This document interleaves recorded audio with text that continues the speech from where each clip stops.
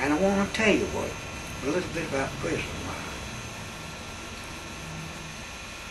The Germans, they would had shutters over the windows, and we'd jimmy them where we could open, look out at night. Every now and then somebody tried to get us across the fence. And they would put guards in there at night with German police dogs.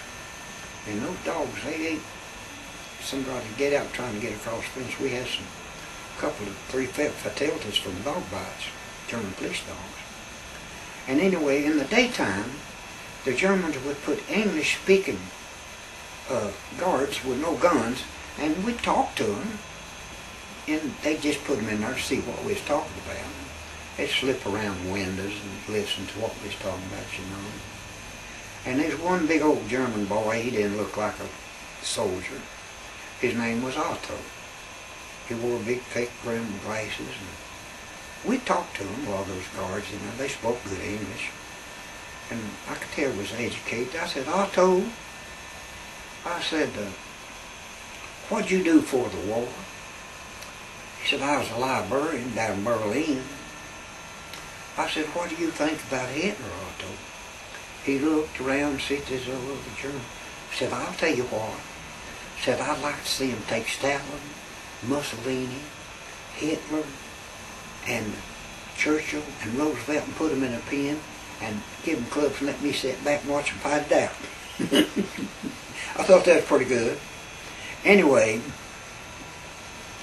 I'll tell you some unusual things. Now, in Berlin, I wonder, at the last 6 months of the war, we'd knocked their supply of gas out, and the Luftwaffe wasn't doing much flying. And our planes would come over the hundreds, and we'd holler at the guards, "Where's the Luftwaffe?" And a bird would come over, "There it goes." And they got mad and said, when the siren goes double time inside her, you'll be shot. We didn't believe it. The sirens went, and we just kept walking around. And they started shooting out of the guard towers and killed several of us. I was on the bottom of the door where a dozen piled on, the man on top was shot in the back and killed. But I'll tell you another thing.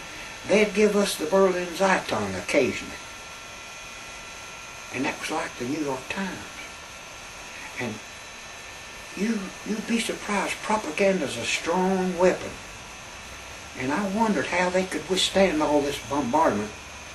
And here's what it'd say, work, Arbeit. If you don't work and produce armament supplies, we're going to put the Germans under bondage for 1,000 years. And the headlines, 1,000 bombers shot down today. 3 German fighters damaged, not sure there's even lost. Another time the newspaper would say, we're never going to set foot on French soil. Well, I'll tell you how we knew the invasion started. Some new prisoners come in and said, if they bring any more planes and tanks and men and armament on that island of England, it's going to sink.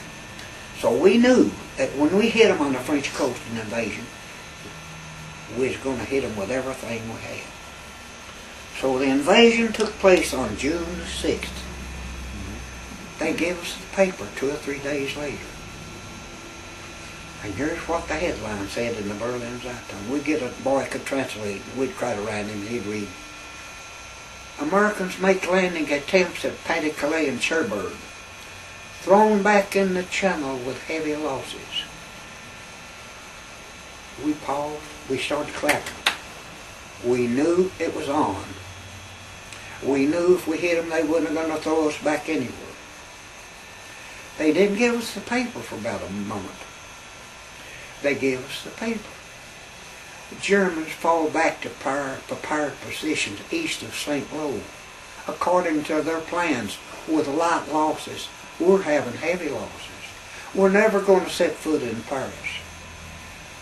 A week or 2 later, they give us the paper. They evacuate Paris. We didn't drive them out of Paris. We're never going to cross the Rhine. And they fell for that propaganda. That made propaganda a strong weapon as far as the Germans were concerned.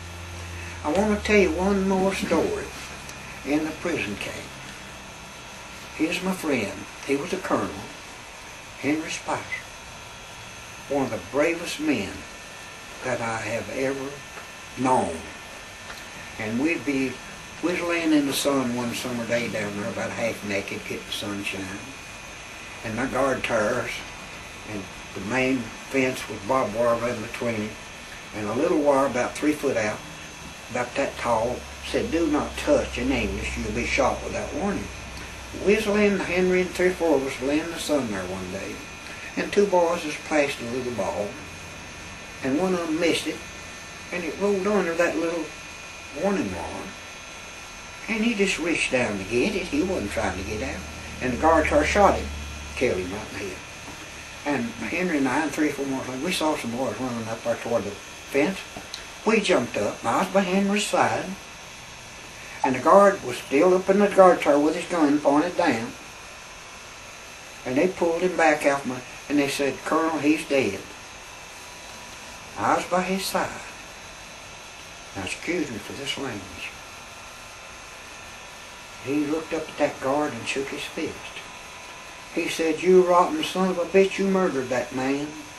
You knew he wasn't trying to get out. You knew he wasn't trying to get out. Shoot me, you son of... We're going to hang you when this war is over." And he cussed him and he cussed him. And we started kicking walls and throwing gravel and dirt.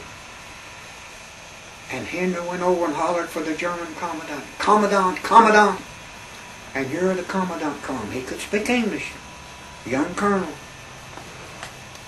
And he come in with 5 or 6 of his guards. And I was by Henry's side. And Henry put his fan. He said, "If we stay in there 20 years, it'll be worth it. As long as they killed our damn German in Germany." He said, "That son of a bitch murdered that man. He knew he wasn't trying to get out." Henry said, "I want his name." And that colonel put his hands on his hips. "We will give it to you at the proper time." Henry said, "Right now's the proper time," and hauled off and busted him in the jaw and knocked him down. The guards clobbered him and drug him out and had a little solitary outside the gate. The guards walked around. They come in the next day and put it on the wall. Colonel Henry Spicer has been sentenced to death for inciting a riot against the Third Reich and assault on a German officer, and will be shot on such a day. Now, believe this or not, this is in printed form in the Air Force magazine. The Russians liberated the camp. They come about dark the night before the Henry was to be shot the next day. That is unbelievable. And Henry died of spine cancer in Florida about 10 years ago. He was a fine man. And I'll tell you one little story. I gave up my regular commission and took a reserve commission. I had 13 years service active, and I put in 27. I go back to active duty every year. And my wife and I went to Florida, and we was coming back up Myrtle Beach, South Carolina. And a friend of mine, his high score ace, Gabby Gabreski from Oil City, Pennsylvania, shot down 29 Germans and fed me 5 MiGs over Korea. He's in prison camp with us. Or he didn't get shot down, he got shot down strafing. Gabby did. His name was Francis S. Gabreski. And he was commanding officer of Myrtle Beach Air Base. And my wife and I was coming up from Florida. And I said, "I'm going to stop and say hello to old Gabby." I was in prison camp with him to my wife. I pulled in the gate and I said to the MP, "I'm a good friend of your commanding officer. I'd like to go say hello to him." I said, "I was in prison camp with him." He believed me. Said, "He's on the flight line waiting for a group from Washington." Said, "Go on down." My wife and I, we drove down, parked behind the hangar. And we went around. I went around the hangar, and old Gabby and I, we talked for 30 minutes. And he said, "Gilliam, your old buddy's a major general now." I said, "Who's that, Gabby?" Said, "Henry Spicer." Said, "He's over to our officers club." Said, "He's over Air Force Fire and Safety now." I said, "Who's with you?" I said, "My wife's in the car behind there." So we'll go over to the club, and if I can get away from these dudes from Washington, we'll have lunch together.